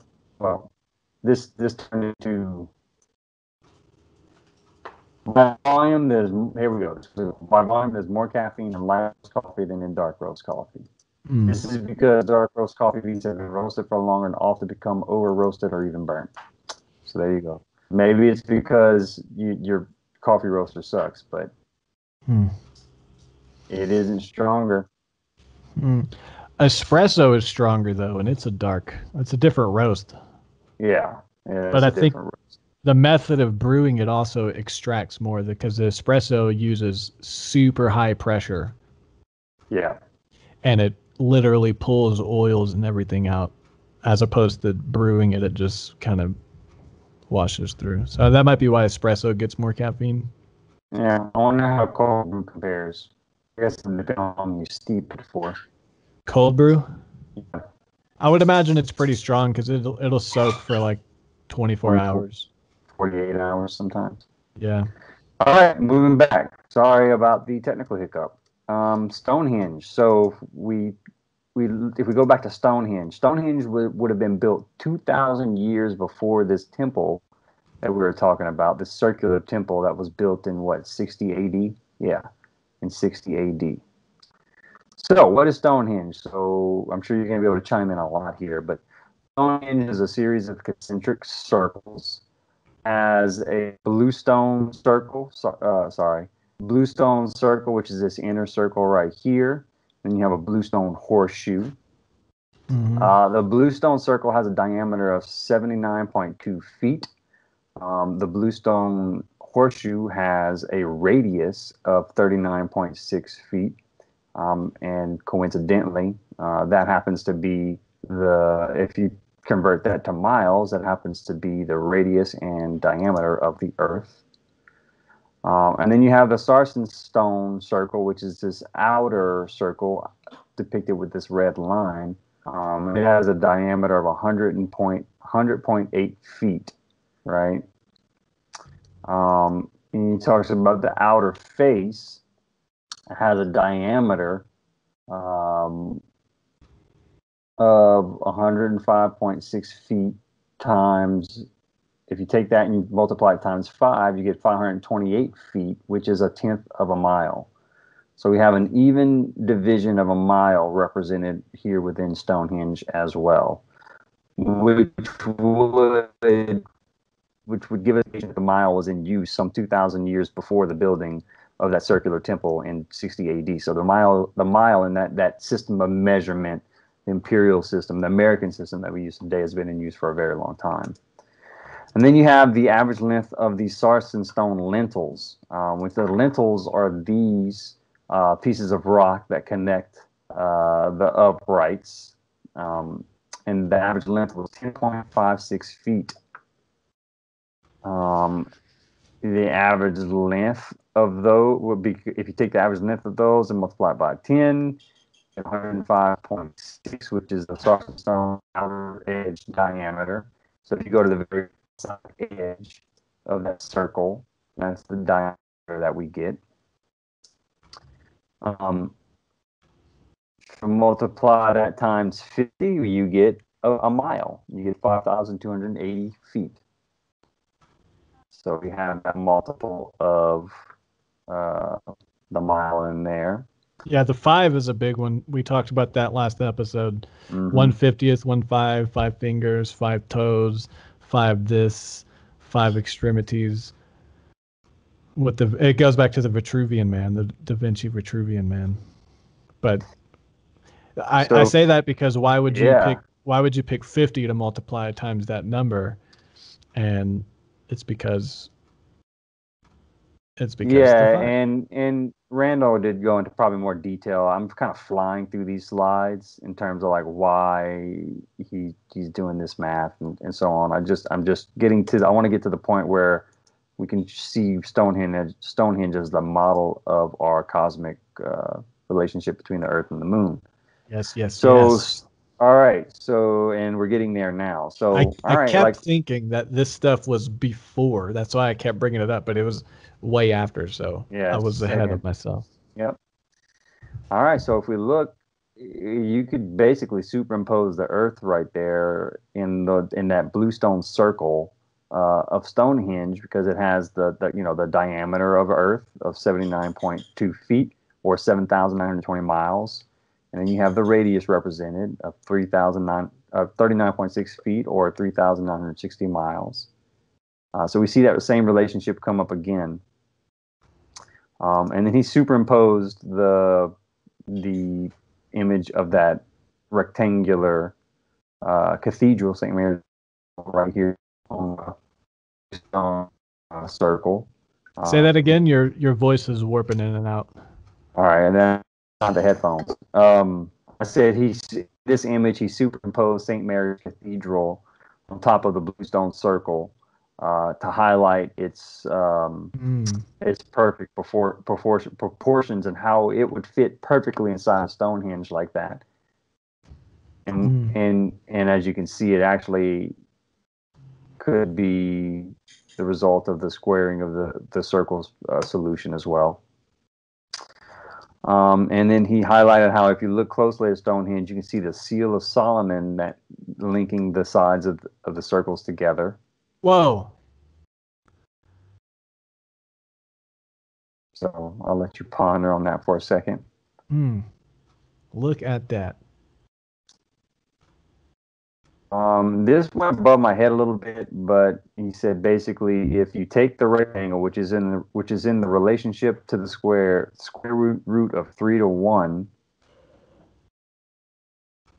you get, I don't know what he was showing right here. You people that are watching that are smart could probably explain this one to me, but I think he's maybe talking about the area of the inside. Oh, here we go. I have some notes here. So just as the pyramid is a solution to the squaring of the circle problem, Stonehenge also houses that solution. Squaring of the circle was the preeminent problem of classical geometry because these were considered to be the symbolical of the two disparate realms of reality. The circle is all things immeasurable, spiritual, couldn't be measured. Square was everything that was logical, everything that represented order, etc. So only using the tools of the creator, which is a compass and a straight edge, you could create the whole phenomenon of reality with circles and arcs. But with those tools, you cannot create a square and a circle with exactly the same perimeter. All there is various ways of approximating it to varying degrees of accuracy. The geometry of the Great Pyramid and Stonehenge provide us with a way to solve this problem with a high degree of accuracy. So what we have here is a square and a circle inscribed inside the square. At the same time, we have a second circle that fits the corners of the square. Can you say that again? Your voice warped again. That's an oval. Now the Earth is a perfect. It has a bulge to it, but the Earth is still a perfect sphere, right? Because in all these Earth depictions, it's kind of like an oval. That's a circle. I think it might just be the way that the image is. It's definitely a circle. You're saying it's like oblong, how the radius would not be the same if I were to draw it from any point from the center of the circle. Yeah, it doesn't look like a perfect circle, and that yellow doesn't look like a perfect square. It just looks oblong. I think it's just the way the image might be cropped. The way I stretched it whenever because I did these from my phone. Oh, okay. So I don't know if that has something to do with the aspect ratio of it. But what I had said is, basically we have a circle inscribed inside a square, and at the same time we have that another circle that's clipping the corners of that yellow square. And that's the squaring of the circle. Well, listen. So if we went out. If we went out with a tape measure to Stonehenge and we measured the perimeter of the square, that imaginary square there, right, using the sides as the diameter basically of that inner circle. If you measured it, the perimeter of the square and the circumference of the outer circle, you would discover that there's no discernible difference between the perimeter of that yellow square and the circumference of that light blue circle. So that's the solution to the squaring of the circle. Dude, that is crazy. So we have, once again, that sacred geometry embedded into Stonehenge. And then he goes further, and it kind of blew my mind a little bit more. So if you go from the center of the monument to the edge of the bluestone circle right here, you get 39.6 feet. If you go from the center of the the monument to the Sarsen stone circle, which is that red outer circle, you get a radius of 50.4 feet. Well, if you take the difference between 39.6 and 50.4, you get 10.8, which is this little gap basically between the little gap you have between the bluestone circle and the Sarsen stone circle. That distance is 10.8 feet.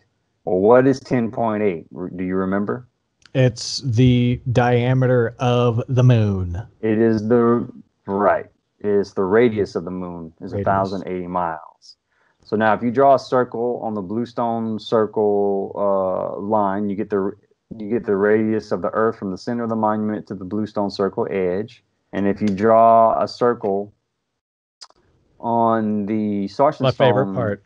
You draw a circle on the Sarsen stone circle with the Sarsen stone center line cutting straight through the middle of that circle. With that 10.8 radius, you get the perfect proportion of the Moon-Earth relationship on Stonehenge.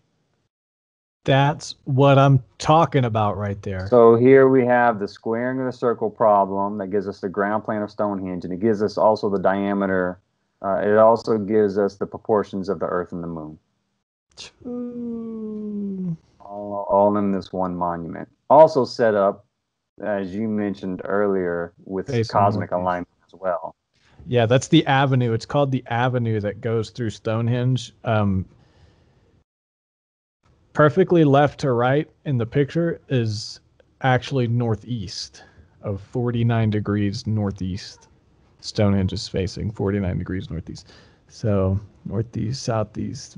Actually, he talks about that too, like where it's facing. So, all right, we have this just depicting the that relationship, and basically everything in Stonehenge is what he's suggesting Stonehenge is representing here, right? So you have this square, the circle, and let's see. Your voice is warping again. Can you say that? The squaring of the circle and what? Cosmic proportions. Cosmic proportions. And I don't know why it's warping. I'm not using Bluetooth anymore. I don't know. Maybe there's a white noise in our feed. I heard it on the last one, and I just turned my mic down all the way on my interface, and it was still there. So I think maybe the audio problem is coming from your end. I don't know why, but I just think. I'm gonna try. I need to get a mic in the interface, and that way we have some better audio quality for you all. Yeah, and if we set up OBS and learn how to work that, which I think we could, OBS might be able to process the feed and all that better, so we'll have less lag because it's made for that. Yeah. Skype is just like, I don't know. Yeah, it's a video chatting application. Yeah, he talks about how the use of file here. And this is interesting, right? So look at the ground plane of Salisbury. It happens to be on latitude where east it pierces the center of Stonehenge. You're breaking up again.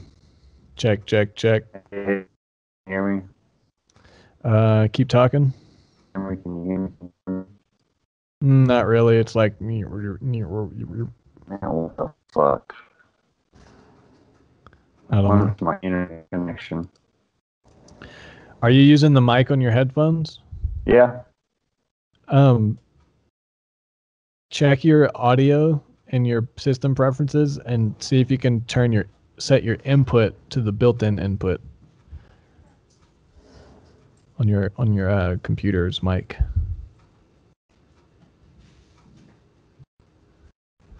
There might just be a thing with your audio being output and input in that same cable. Yeah, I don't know what the deal is. I hear you fine now. Yeah, it's not going to let me change the input. Turn this. Is it okay now? Yeah, your voice is doing good now. My video is like choppy and stuff, so I don't know. It's pretty cloudy here, so it could be my service, but yeah, I've been getting pretty good internet signal all day. No, I was saying if you look at Glastonbury Abbey, it happens to be on a latitude where if you go due east, it pierces the center of Stonehenge. Glastonbury Abbey. So, yeah, and then he has this image right here. Yep. Yeah, there's a lot of stuff that connects in that whole Salisbury plain. Of all those, there's a bunch of different monuments and hinges and earthworks in that whole plain. Not just if you Stonehenge. took where Stonehenge is located on Earth, and you basically sliced the Earth, like took a section out of the Earth and went all the way to the center of the Earth, like where the equator is at, that angle is 51 degrees, which is the angle of the pyramid. And I also think 51 is the angle that it is facing northeast, not 49. Could be 49, but it's close. It's really close in that window. Apparently 51 degrees is an important measurement, because he talks, and he didn't go into detail, but he says 51 degrees, 51 minutes is that magic angle that leads to the squaring of the circle. And I think also it's the angle that you face to get the peak of the sun during the summer solstice, like the direction. Yeah. It's close. It's at least 50, but it's I'm trying to look for it in my notes now. It's close to that. And then, so in 1912, they had a surveyor go out to Glastonbury Abbey and survey the land, or an architect go out and survey the land.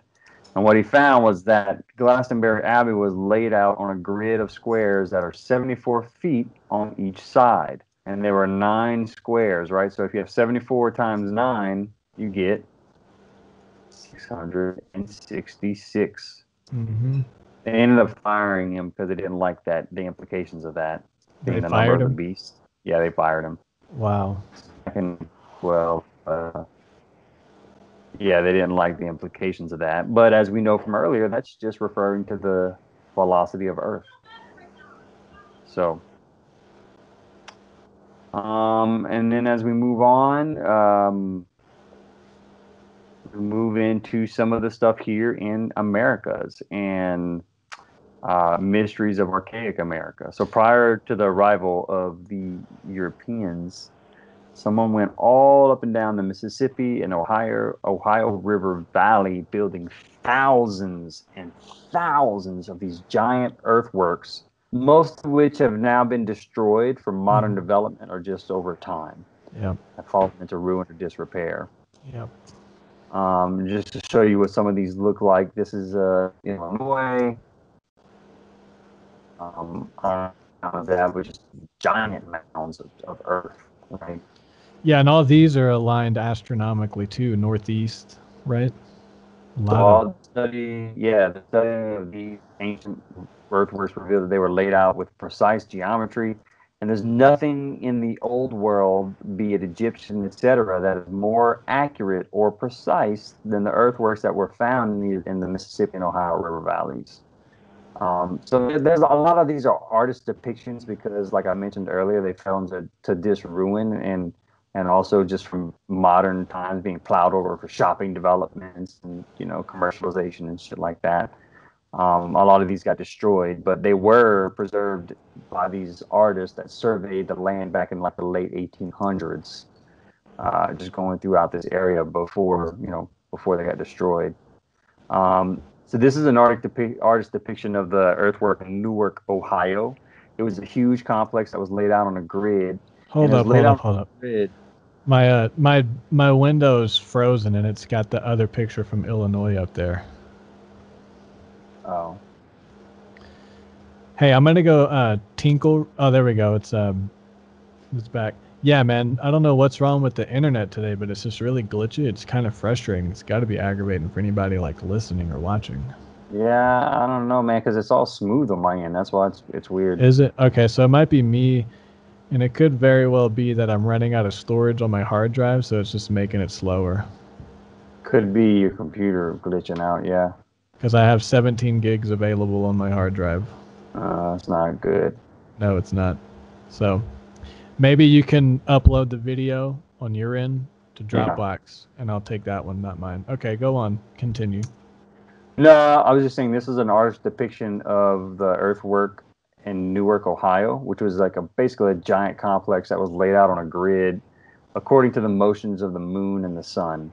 The center line, so this white line right here, depicts the moon rising on its 18.61 year cycle, where it has a maximum standstill in the sky. So this is a very, very subtle lunar motion that would be of basically no practical consequence of anyone today in modern times, except for maybe astronomers. So the fact that they have these people, this what archaeologists call Hope Wellian people, or the Hope Wells, how they laid out their entire complex to embody these cosmic relationships. Like, why would they do that, right? It's very strange. And how did they know? And how were they how able? did they know, right? How do they know these emotions? And this is just an overhead image of Avebury, England, and as you can see, it's just a very similar style structure, right? Showing a giant ring and moat. This is where those earthworks were before they were destroyed, right? So the whole complex was laid out as an astrological observatory where you can go and place yourself in these different key points throughout the structure and mark all these subtle motions of the moon. Whoa. So let's see. Between 3000 BC and 1000 AD, these things were being built. So it's kind of strange. Graham Hancock's latest book is about America and the earthworks and yada yada. And the earthworks, all this stuff, it connects into giants, because a lot of these earthworks, they found actually literally giant bones in the earthwork, giant femurs, and then the government takes it so they can't study it, and it's just locked away in a museum. Yeah. A lot of these things, because they would bury their dead in these earthworks. Not every single one, but a lot of times these earthworks have these bones, and then they can't research it and date it and study it because they just take the bone and hide it in a museum. What the fuck? There's a lot of evidence about giants that they won't let scientists study because they take it and hide it in a museum. What the fuck? Yeah. I'm going to a giant rabbit hole after this. Do you? I said I'm going to go down one. Okay, cool. Hey, can we let me go pee, and when I get back, can I do my Stonehenge stuff before we get too far away from it? I'm sorry, okay. I didn't know you said in my bag. Go ahead. All right, I got Stonehenge deep dive. Yeah, so I'm screen sharing right now, correct? Yep, I can see it. Okay, so yeah, I just got my notes. So Stonehenge is located in the Salisbury Plain in the English county of Wiltshire. The main structure is Old Sarum, which is a hill fort, which are just like Roman flat hills with a ditch and a moat around it that they would use for defense. Mm-hmm. So William the Conqueror's conquest in 1070, the troops landed there at Old Sarum, and it prompted the Bishop of St. Osmond to build a cathedral. In 1092, it was consecrated, which is where they make it sacred, like a ritual, and they finalize it. Kind of like what they did with CERN. They consecrated it with that ritual they had at the beginning with the statue of Shiva. 5 days later, a huge storm came through and basically destroyed it. They blamed it on pagan energies, right? But it could have just been a storm. But basically, it was rebuilt in 1220. But it was on a ley line. So the whole Salisbury Plain is filled with ley lines that all connect back to Old Sarum, the center point. And the only ley line that goes past Old Sarum is the one that passes through Stonehenge and Old Sarum. It continues going south super far, which I have a picture. But Old Sarum was a pre-Iron Age. I believe it evolved from a hill fort in the Iron Age to an encampment in the Romans, and then a walled city in medieval times. So it went through some evolutions. And Salisbury Cathedral is what is built there now. The center point, the main ley line goes through Stonehenge to the north, further south through Salisbury Cathedral. So let me get my pictures. This is a picture of the cathedral. Salisbury. Do you see that? Mm-hmm. Beautiful place. It is. Look at the inside. Look at all that sacred geometry, man. That's trippy. Like an acid trip. Dude. Can you imagine breaking down the numbers? It looks like a lot of sacred geometry. Yeah. So here's the big picture. Oh shoot. I'm not as good as you with my screen sharing. See how slow my computer is? I double clicked it and it's still loading. Yeah, it's pretty slow. So this is Old Sarum. Do you see my mouse? Yeah, I see it. Trying to escape, but my thing's so that's Old Sarum. This is Stonehenge. Oh wow, yeah. And the northeast is this little line, the avenue. So the ley line goes from Stonehenge down to Old Sarum and keeps going south. All the other ones terminate here, and they all terminate in these hard places. So there's a big ley line. They all terminate in hill forts, mostly, and cathedrals. Dude, I cannot escape this full screen. What the frick? It's like my computer froze or something. Yeah, I think it's your computer's just struggling. Yeah. So Salisbury Camp, there's a ley line that goes from Salisbury Camp and it passes right through the avenue and then terminates at Grovely Castle. So Stonehenge, not only is it lined up with the solstice, summer solstice northeast, but it's lined up with Salisbury, Grovely Castle back down the Sarum. So there's a lot of alignments going on apart from the northeast. That's weird. Durrington Walls right here. Durrington Walls, Stonehenge, and Woodhenge, which is not on this map, are three huge hinges. It's not just Stonehenge. Durrington Walls is the largest of the hinges in this whole area. I'm looking it up. Yeah, I got pictures of that too, man, but my fucking window won't close. Preview froze, so I'm going to force quit. God damn it, this motherfucker. Oh, yeah, I see the wall. I see the Durrington Wall. Yeah. And I got bookmarks for it. And I see Woodhenge. Durrington Wall is huge. Woodhenge is pretty smaller.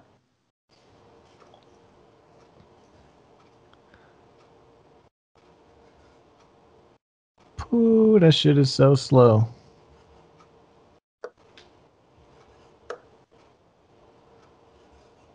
Woodhenge is right by Durrington Walls. Yeah, Woodhenge is the oldest. And it's just... See, Woodhenge, they found... Sorry, man, I'm super distracted now because my computer's not really cooperating. It's super fucking slow. It's okay. So I'm looking at it on my side. Like Woodhenge is those little stumps that they have.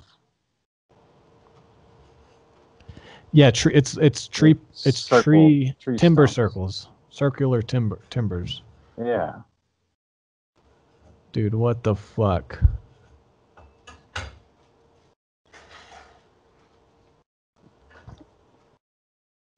Look at this shit. Wow.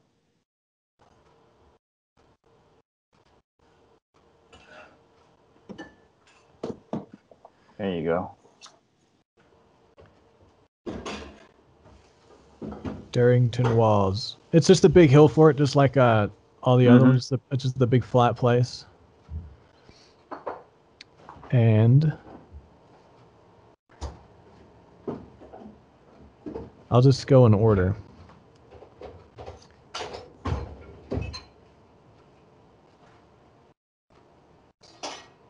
Clearberry Ring. Fuck, man. I'm probably just gonna edit this little section out because now I'm not crushing it like you did, even though I have all this shit organized. Yes, dude, you're fine. So that main ley line that goes through Stonehenge and everything passes through Salisbury Cathedral, passes through Harlem Bridge, which has been widened. It's just a bridge. It goes over the River Avon. Then it goes to Clearberry Ring. So I got some stuff on crop circles here because there's been a lot of UFO sightings. But Clearberry Ring's a hill fort. Yeah. Kind of like Durrington Walls.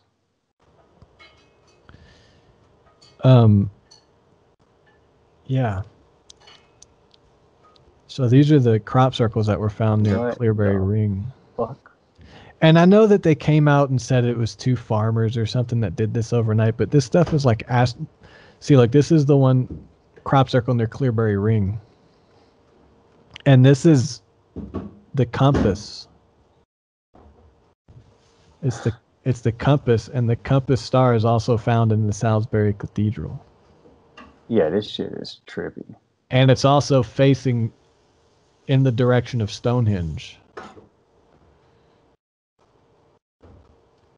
Compass rose northeast, southwest, 12 points. Oh, this is what you were talking about earlier. 12 gates, 12 guardians, northeast, southwest, 12 outer points. So I wonder if that was a plug at the compass rose as well. Maybe so. Yeah, you can see it here, this crop circle that popped up. It's not like perfectly laid out in alignment with the field. It's angled. I think it's going Salisbury Cathedral. It's like 5 kilometers away. What the fuck? Yeah, boom. How does because the official story came out. Remember back in the day when the crop circles came out and they were like, oh, it's just guys with these little planks, and they went out there and everybody wrote it off. I'm thinking about it again, and I just don't know if I buy that for just some guys to go out and align this shit perfectly overnight. And, I mean, look at this, man. Yeah, that's pretty nuts. Yeah. So that's a bug.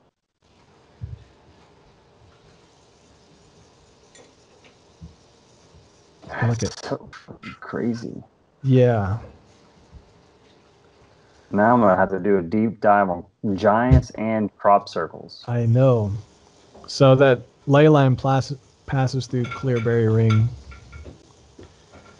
And then it goes to Braemore Prior. I couldn't find anything on that because it's really nothing. And then it hits the Frankenberry Camp.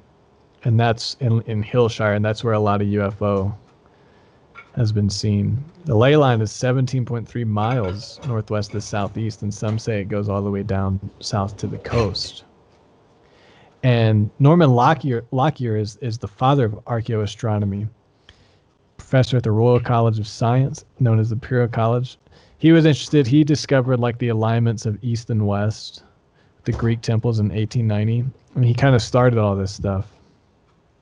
He's the one that discovered the ley lines. I couldn't figure out how he discovered the ley lines because they're electromagnetic. And ley lines are just points between historical. No, ley lines are magnetic lines in the earth. I did not know that. Yeah, what is a ley? Let's double check me right here live on air. But ley lines are supernatural. So those ley counts is quite simple. Yeah, they're like electromagnetic lines that. Oh wait, never mind. It's not. According to Wikipedia, it's what you said. Straight alignments drawn between various historic structures and prominent landmarks. I don't think it's electromagnetic. I think it is, like you said, just lines between. Which they would have to. It's still strange, right, that they lined all this stuff up perfectly like that, right? Yeah. So there's 9 total ley lines. We can look at some of these. Bring my map back. Full screen that. Bring my notes. Ah. What? I didn't double click it, so it left.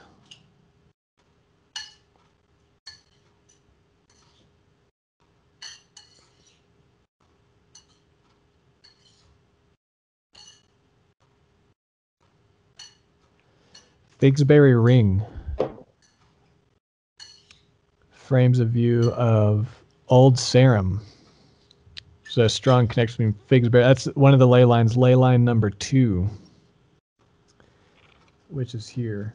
Oh yeah, I see it. And it frames Old Sarum, which is what everything. Yeah. Where everything leads back to. Yeah, Ben and Maud excavated portions of the site, believed it was an Iron Age hill fort. However, the inner ditch led many to believe it's a Neolithic era hinge, because the ditch and the moat is part of a hinge. So they were stuck between if it was an Iron Age hill fort or a hinge. But there's a lot of stuff in the Salisbury Plain that goes back to Neolithic times and Iron Age, pre-Iron Age times. And then Lay 3, there's a Roman road.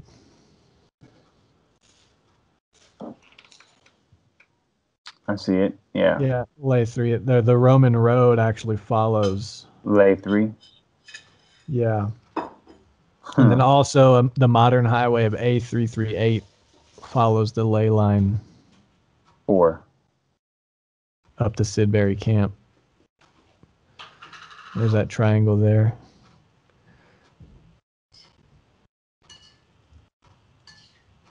Lay 5 is Ogbury Camp, Woodhenge, and Durrington Wells. Woodhenge, there we go, older than Stonehenge. Discovered in 1925. Pottery discovered with the grooved ware, which is just grooves, which is consistent with Neolithic times. But then they found beaker artifacts, and beaker is where they actually put impressions of designs, and that was Iron Age. So they don't know if it's Neolithic or Iron Age, but it's 6 concentric oval rings, and I have pictures of Woodhenge.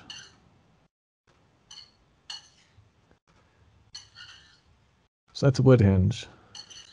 Just there it goes. See that? Yeah. Pictures, yeah. Yeah, there's an artist rendering. But these were underground. They didn't find them until non-invasive radar scans. Excavated them. LiDAR and shit. Yeah, but what's creepy is at the center of Woodhenge was a crouched inhumation of a child, which is like from what I understand, is like a bowl that you put the body in. And the skull was split, but the weight of the soil could have split the skull. But Woodhenge is the site of actual child sacrifice. Stonehenge, because they only found pottery and tools, they don't think it was part of a sacrifice, maybe just a ritual. So some of these hinges, and they're all connected in a larger complex based off of these lines. Huh. So it's not just Stonehenge over there at the Salisbury Plain. It's this whole thing. And then Durrington Walls. Oh yeah, this is interesting. The skeleton of that child was preserved and moved to London for further examination. But during World War II, the Blitz, a German bombing campaign against the United Kingdom, destroyed it. Wow. Yeah, all the stuff that gets destroyed. It makes me wonder. That's straight up conspiracy. Did they do it on purpose? But it's like, come on, we're bombing people over resources. No one cares about this ancient stuff. Bomb a fucking museum. Yeah, so I'm going to load up Durrington Walls while I read it. I'm learning my flow with the screen sharing and how to do it, so God dang it, I loaded that up already. Yeah, it's good. Durrington Walls. Durrington Walls is the largest. And I checked the map and confirmed that the UFO sightings and all these locations were in the same area. And they were, all in this Wiltshire County. That's Durrington Walls again. There's no real good pictures. I saw a picture on my end, like, of what it looks like now. It's pretty big. Yeah, it's not really anything. It's just a big field with the moat. It's the hill for it. Well, now it's not anything. Largest henge in the United Kingdom, excavated 66 to 67. They uncovered the outer banks in the ditch. Stone tools, grudeware pottery, bones from cattle and pigs. Discovery of pottery and animal bones implied it was used for feast. And a large road in 2005 connected the site to the river along with 7 floors of houses that were grouped together. The road suggests that Durrington is part of a larger Neolithic complex connected to Stonehenge and Woodhenge, all of which are connected to the river by a road. Yeah, look, the lay 6 is the main lay. The avenue runs northeast at 49 degrees. But this is what's interesting, and I got a picture of it, so let me find it while I talk about this. Let me load this up, look. So, this is the avenue going northeast, and that goes down to Grovely Castle. And this stone right here, and this stone,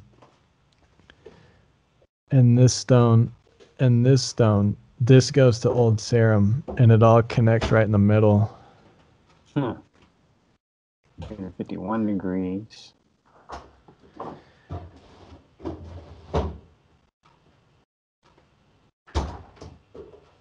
Here's a good illustration of it. Sudbury Camp. Yeah, I see it. Clearberry Ring.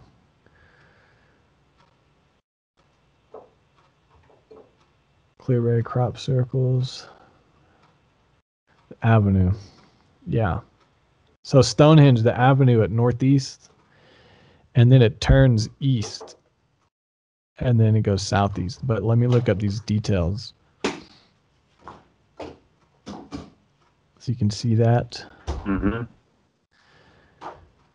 So 49 degrees here, and then it goes 97 degrees east and intersects at Old Kings Barrow. Very important, Kings Barrow Ridge. I think the name is the most implicative because it's like burying a king. But not there yet, because then it turns 159 degrees southeast where it reaches the river. Here's the interesting part. It is possible this path represents the path of the sun throughout the year, in midsummer rising in the northeast, during spring and autumn rising in the east, and in the midwinter rising in the southeast.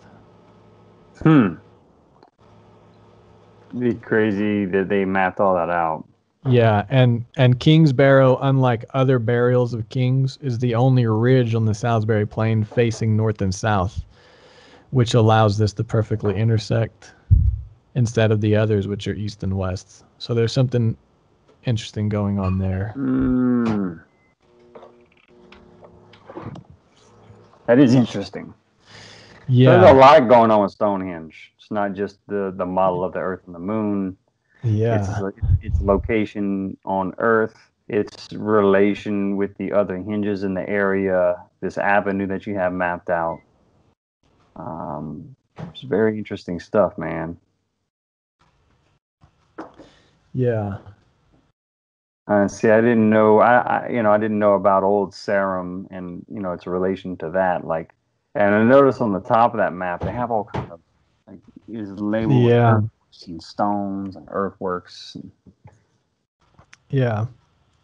But I thought ley lines were electromagnetic lines, but now I'm wrong. They're just lines between monuments. So I lose the significance of these places. Drawing lines. I get it. It's just interesting to see like how they lined up these structures with each other as these areas were being built. But technically, like this lines up too if you just draw a straight line. Yeah. That's why at first when you said it ends here and it goes there, it's like, well, aren't we just kind of making up where these lines? Yeah, but the avenue of Stonehenge facing northeast, lining up perfectly with Salisbury and Grovely Castle, is probably the most curious, because that really is it's the avenue. It's the way Stonehenge faces. Boom, boom. Yeah, I mean, it's still significant. It's not insignificant. Yeah. See if I have anything else, which I think I do. Yeah, so X-Files is actually the Ministry of Defense in the UK, as of February 4th, 2020, are set to, not the right article, they're set to release, like the Pentagon released that classified stuff about, the Ministry of Defense is doing the same thing this year, because there's a lot of UFO sightings going on in this whole Salisbury Plain, Wiltshire. Just wanted to bring up the article about Ministry of Defense and investigative reports of UFOs. Decade after the program ended, classified files will be made available to the public. So it's interesting that the Ministry. When is this article from? This is from February 4th, 2020. So this newer. Yeah, so this year. Filed a request under the Freedom of Information Act. It would be better to publish these records rather than continue sending documents to the National Archives. Well, hey, we already confirmed that we have material not of this earth. Yeah, and that's what's so interesting, is that the UK is coming out and doing it too. It's like a coordinated declassification. Seems to be that way. But in this whole area, there's a lot of UFO sightings and those crop circles and... Yeah, that area is a weird area, huh? Yeah, and I found this. All the reports, this is from 2009, of UFO sightings. And a lot of it's orange-yellow light, bright orange light. I mean, it's a lot. That is a lot. I mean, this is 2009, dude. 1 year, that's a lot. And it goes back to 2001. All these people. I mean, I wish I knew like the control of like in a normal area. Triangular orange lights. Everybody's seeing the same thing. 3 and red orange lights. No noise. And one of the reports, this just reminded me that the person saw helicopters going to the same area. They saw the light, and the helicopters were circling there for like half an hour. So there's a lot of like official business happening around this. I mean, that's a lot of report. This is 1 year, and this goes back to, I guess if you find this website, you can find all the rest of them.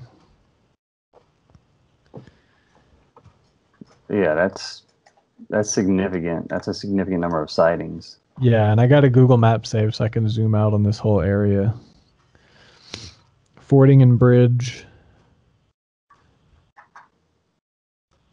We should go there so we can go and visit Stonehenge. That'd be awesome. Southampton. I see Salisbury. Yeah, Salisbury. So this whole area.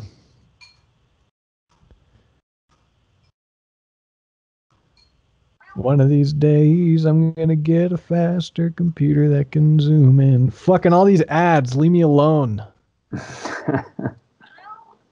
Here we go.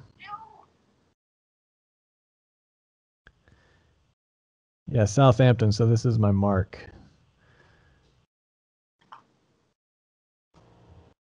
Let's actually go on a real map.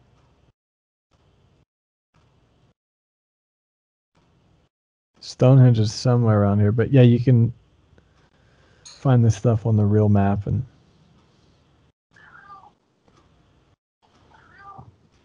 anyway,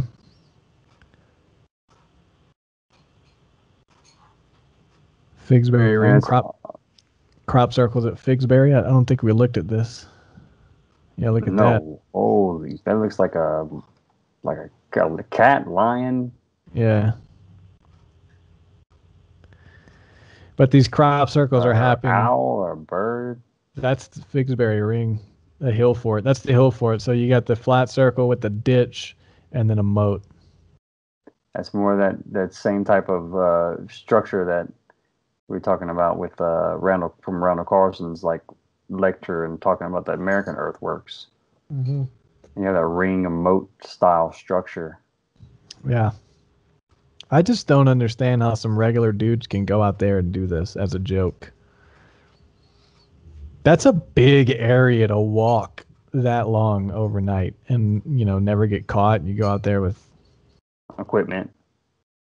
Not even equipment, just a rope and a piece of wood, they said. You just step it down. Boom, boom, boom. I mean, I can see how people do that, but... We should just try and go make one ourselves and see how hard it is.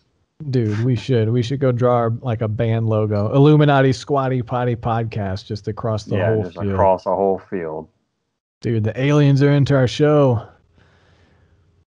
Dude, that's a good way to put our show on the map. Let's just go crop circle our show name. I'm down. I'm about it. And then when the cops find out it was us, we'll just be like, dude, the aliens are into our show, man. We didn't do that. Didn't you watch our 5th episode on sacred geometry and crop circles, dude? That's pretty big, though. That's huge. Dude, it's so huge. Society of Lay Hunters diagram. That's a bunch of BS. So it's kind of all my stuff. That area seems like a hot spot. Yeah, man. I want to see a UFO. Or it just seems like a lot of history there, too. Yeah. Like a ridiculous amount of history. Yeah, I mean, Neolithic hinges, earthworks, Iron Age hill forts, UFOs. Yeah, there's a lot going on there. I think that avenue thing where it goes northeast and then east and then south again to the river is really fascinating. I think that's the line. Boom. That's Old King's Barrow, I guess. I go boom, boom. I don't know.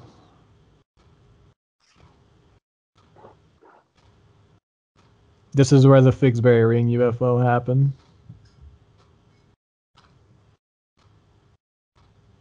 Yeah, that's it, man.